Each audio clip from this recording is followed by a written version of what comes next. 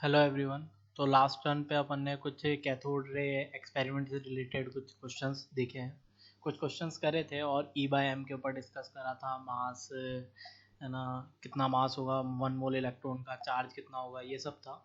और कुछ देखे थे किस टाइप के क्वेश्चन आ सकते हैं जेई और नीट में, जैसे which of the following statement is correct, ऐसा टाइप का देखा था।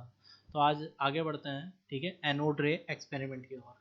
एनोड रे एक्सपेरिमेंट भी कुछ अलग नहीं था, वो भी सिमिलर था कैथोड रे की तरफ, ठीक है, बस थोड़ा सा सेटअप चेंज था उसका। एनोड रे एक्सपेरिमेंट, जो एनोड रे एक्सपेरिमेंट है उसमें सेटअप में थोड़ा सा ही अंतर था। जैसे सेम वैसा ही यहाँ पे भी डिस्चार्ज ट्यूब लिया गया है, ठीक है, ये डिस्चार्ज ट्यूब बना दी यहाँ पे, सेम वैसा ही है। एक तरफ एनोड है, एक तरफ कैथोड है, सेम सेटअप, ठीक है। नेगेटिव टर्मिनल से अटैच, ये वाला पॉजिटिव से, ठीक है, एनोड आपका पॉजिटिव से। तो लास्ट वाले में भी ऐसा ही था, पॉजिटिव, ये प्लस वाला टर्मिनल है, ये माइनस वाला। High voltage, high voltage source है, हाई वोल्टेज सोर्स है। देन अंदर कोई गैस होगी, ठीक है। देन यहाँ पे वैक्यूम गेज, वैक्यूम इसलिए लगाना पड़ता है आपको प्रेशर रिड्यूस करने के लिए, ठीक है। तो ये क्या है, आपका वैक्यूम है, वैक्यूम, ठीक है। देन आपका ये वाला कैथोड, ये वाला एनोड। देखो इस बार आप एनोड रे की बात कर रहे हो, तो इस बार जो डिटेक्टर होगा, जो आपको फाइंड करना है कि पार्टिकल कहाँ से कहाँ आ रहे हैं, तो वो इस बार आपका इधर पीछे की तरफ लगेगा। जो ये वाला इस बार जो पार्टिकल है वो मतलब जो डिटेक्टर है वो आपको पीछे की तरफ भगाना पड़ेगा इधर। जेड एन एस आपका डिटेक्टर है, ठीक है। यहाँ पे जो जेड एन एस है आपका, वो डिटेक्ट भी तो करेगा कि पार्टिकल है कैसा, ठीक है। जेड एन एस स्क्रीन, आपको स्क्रीन लगानी पड़ेगी। तो यहाँ पे रेड कलर की ये जो है, ये आपका जेड एन एस है, ये क्या है आपका जेड एन एस, ठीक है। जेड एन एस की स्क्रीन लगानी पड़ेगी, वो इस बार किसके पीछे लगेगी, कैथोड के पीछे। लास्ट जो कैथोड रे एक्सपेरिमेंट हुआ था उसमें एनोड के पीछे लगी थी, इस बार एनोड रे एक्सपेरिमेंट चल रहा है तो यहाँ पे वो कैथोड के पीछे लगी है। तो बस सेटअप में इतना सा ही चेंज था, और बीच में एक परफोरेटेड कैथोड लगाई थी। परफोरेटेड का मतलब समझो, जिसमें छेद छेद होते हैं, जैसे छलनी, वैसा कुछ था। बीच में एक डिस्क मान लो, और डिस्क में क्या है, छेद है, बीच में छोटे छोटे छेद है, जैसे छलनी होती है वैसे, जैसे चाय की जो छन्नी होती है ना, वैसे छेद छेद वाली, वैसे वाले छोटे छोटे छेद है। हाई वोल्टेज सोर्स अप्लाई करा, वही होगा, इसमें भी वही कंडीशन थी, ठीक है। नॉर्मल कंडीशन पे कोई सर्किट कंप्लीट नहीं होगा, कोई करंट फ्लो नहीं होगा, बट जैसे ही प्रेशर रिड्यूस करोगे, मतलब यहाँ से आपने गैस बाहर निकाल ली, ठीक है, गैस जैसे ही बाहर निकलेगी यहाँ से प्रेशर रिड्यूस होगा। अब प्रेशर रिड्यूस कॉमन सी बात है, देखो यहाँ पे गैस का मॉलिक्यूल है, वो प्रेशर एक्सर्ट कर रहा होगा कंटेनर पे, ठीक है, गैस का मॉलिक्यूल प्रेशर एक्सर्ट करेगा। तो ये गैस जितनी ज़्यादा अंदर होगी उतना ज़्यादा प्रेशर एक्सर्ट करेगा इस वॉल के ऊपर। तो अगर मैं गैस को ही बाहर निकाल दूं तो प्रेशर अपने आप रिड्यूस हो जाएगा। तो रिड्यूस प्रेशर करने का तरीका यही होता है कि आप वहाँ से गैस को रिमूव कर दो। तो यहाँ से क्या कर रखा है उन्होंने, गैस को रिमूव कर रखा है, ठीक है। तो यहाँ से गैस को रिमूव कर रहे हैं, तो गैस को जैसे ही रिमूव करेंगे प्रेशर रिड्यूस हो जाएगा। देन उसके बाद हाई वोल्टेज सोर्स करंट जैसे ही अप्लाई करेंगे, तो इस बार क्या देखेंगे, सेम सेम जैसा कैथोड में हुआ था वही देखने को मिलेगा। इस बार ग्रीन कलर की जो लाइट होगी, ग्रीनिश लाइट जो होगी, वो इस बार आपको कैथोड के पीछे दिखेगी, ग्रीन कलर की लाइट ग्लो करती हुई। तो इसका मतलब इस बार पार्टिकल इधर से ट्रेवल कर रहे हैं कैथोड की तरफ, ठीक है। अब कैथोड से, मतलब एनोड से कैथोड की तरफ पार्टिकल ट्रेवल कर रहे हैं, तो इसका नाम इसलिए उन्होंने एनोड रे कर दिया। तो इसका मतलब ऐसा नहीं कि एनोड रे ट्रेवल कर रहा है तो कैथोड रे नहीं होगा, कैथोड रे भी है यहाँ पे, कैथोड रे भी ट्रेवल कर रहा है यहाँ पे। ऐसा नहीं है कि कैथोड रे ट्रेवल नहीं कर रहा, कैथोड भी कर ही रहा है, ठीक है। एनोड इस वाली साइड में ट्रेवल कर रहा है, वो कैथोड की तरफ जा रहा है। कैथोड की तरफ क्यों जा रहा है, कैथोड नेगेटिवली चार्ज है, तो पॉजिटिव वाला नेगेटिव की तरफ मूव करेगा ही करेगा। तो वो जेड जो पीछे स्क्रीन है उसको हिट करेगा, तो वहाँ पे ग्रीन कलर की लाइट ग्लो होगी। सेम सेटअप वैसा ही है जैसा आपने कैथोड में पढ़ा था। तो नेक्स्ट अपन आगे प्रॉपर्टी देख लेते हैं। जो प्रॉपर्टी थी वहाँ पे भी अपन ने कैथोड की प्रॉपर्टी पढ़ी थी, वैसे ही यहाँ पे भी एनोड की प्रॉपर्टी को थोड़ा सा पढ़ लेते हैं। तो प्रॉपर्टीज जरा देख लेते हैं। प्रॉपर्टी ऑफ एनोड रे, एनोड रे की प्रॉपर्टी को जरा देखते हैं। ठीक है, पहली प्रॉपर्टी जो है, they travel in straight line. ये उसमें भी था, कैथोड रे में भी। They travel in straight line and cast shadow of object, cast shadow of object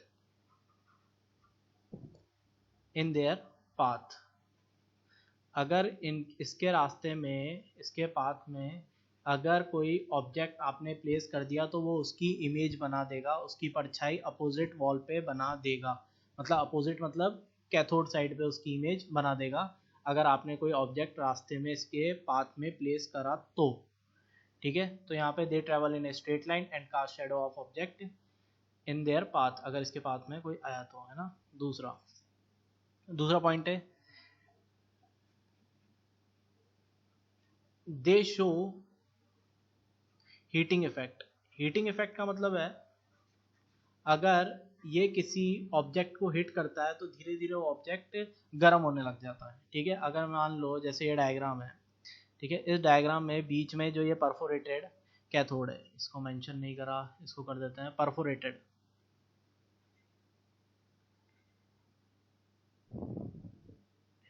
perforated cathode. जैसे ये कैथोड है, तो अगर एनोड पार्टिकल इससे हिट करेंगे लगातार तो धीरे धीरे ये क्या होगा, ये जो मेटल का जो परफोरेटेड कैथोड है धीरे धीरे ये हीट अप होने लगेगा, गर्म होने लगेगा। तो मतलब अगर ये पार्टिकल किसी मेटेलिक बॉडी या किसी ऑब्जेक्ट से टकराते हैं तो हीटिंग इफेक्ट शो करने लग जाते हैं, वहाँ हीट प्रोड्यूस करने लग जाते हैं। ठीक है, देन थर्ड,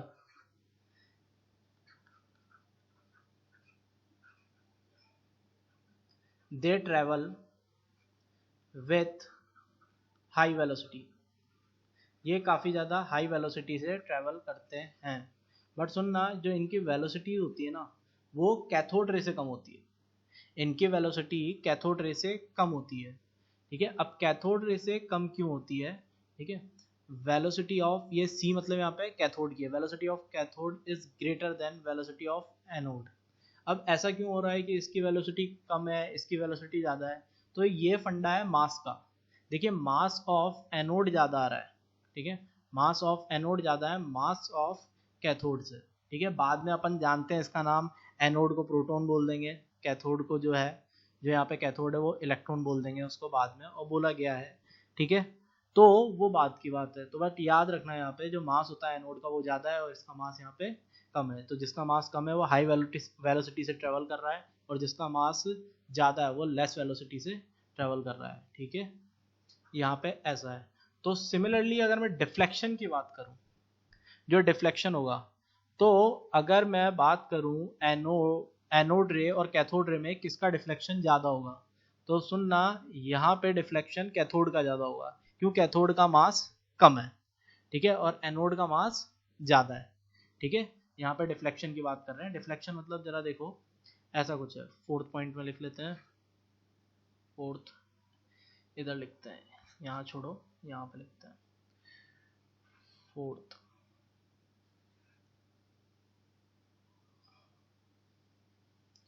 पॉइंट। ठीक है, जो फोर्थ पॉइंट है उसको जरा देखते हैं। जो फोर्थ पॉइंट है वो क्या बता रहा है? दे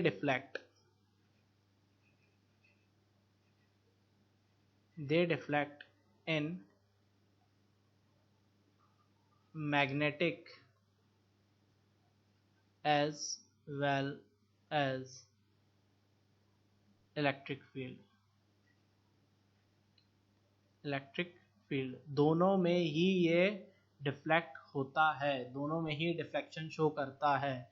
but deflection of anode is less than that cathode ray. तो एनोड रे से कम होता है डिफ्लेक्शन, मतलब कैथोड रे का डिफ्लेक्शन ज़्यादा होता है, एनोड रे का डिफ्लेक्शन कम होता है। ठीक है, यहाँ पर deflection of anode ray is less than cathode ray. Again reason है मास।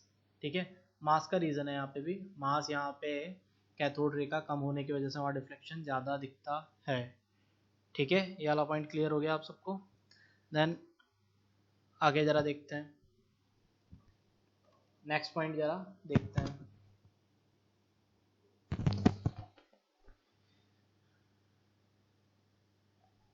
Next point, point number 5।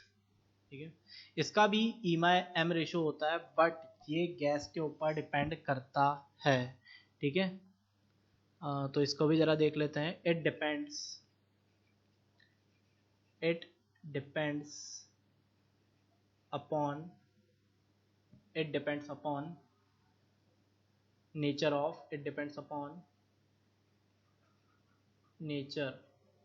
Of gas present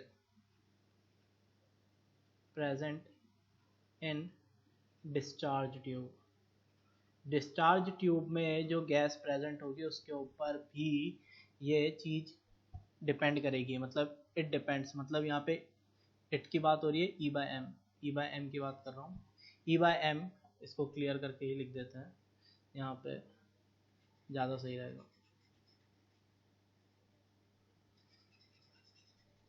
ठीक है, जो प्रोटॉन के लिए जो E/M निकला है उसकी बात कर रहे हैं। ठीक है, E/M इसका भी आया है। ठीक है ना, वो जरा देख लेते हैं। E/M depends upon nature of gas present in discharge tube. इसके लिए भी E/M का वैल्यू आया, और E/M का वैल्यू जो प्रैक्टिकली एक्सपेरिमेंटली जो E/M का वैल्यू आया है।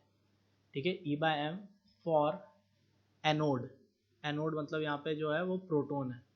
ठीक है, वो कितना आ रखा है, वो E/M फॉर प्रोटोन जो वैल्यू आ रखी है उसकी वो फिक्स आ रखी है, और वो वैल्यू है आपकी फॉर प्रोटोन, वो वैल्यू है 9.6 इंटू 10⁷ कूलम पर केजी।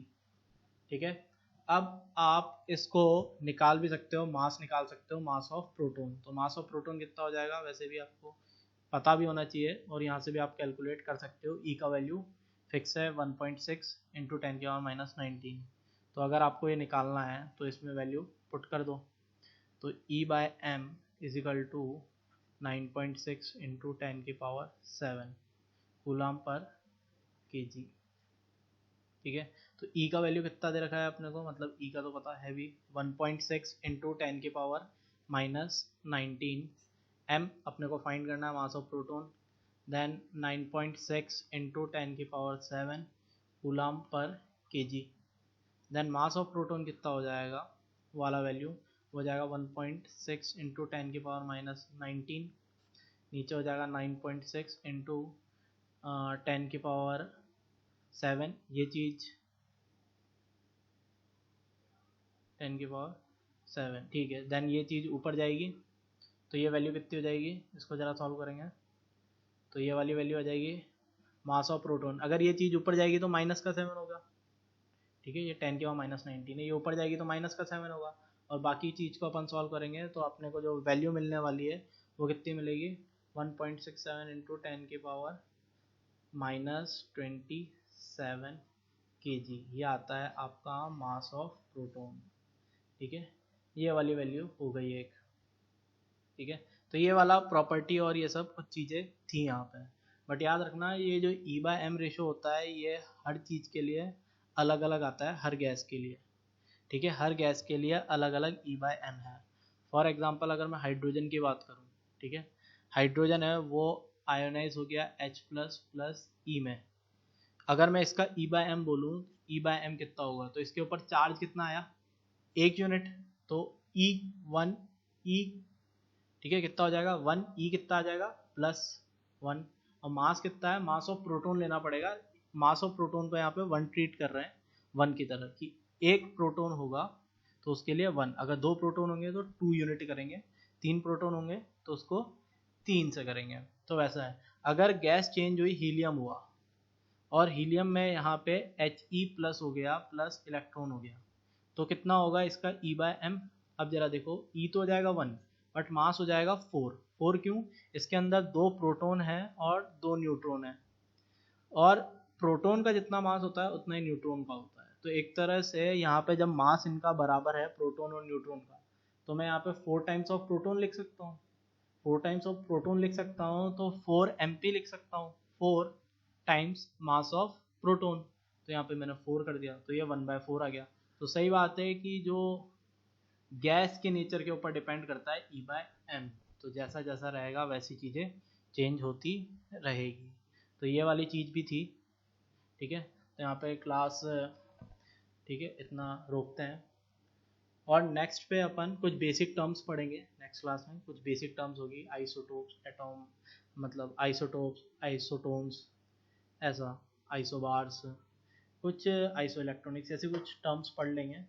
देन बेसिक्स स्टार्ट करेंगे, एटॉमिक थ्योरी, मतलब कौन कौन से एटम के रिलेटेड कौन कौन सी थ्योरी है, तो वो चीज़ें अपन स्टार्ट करेंगे, ठीक है, नेक्स्ट लेक्चर में।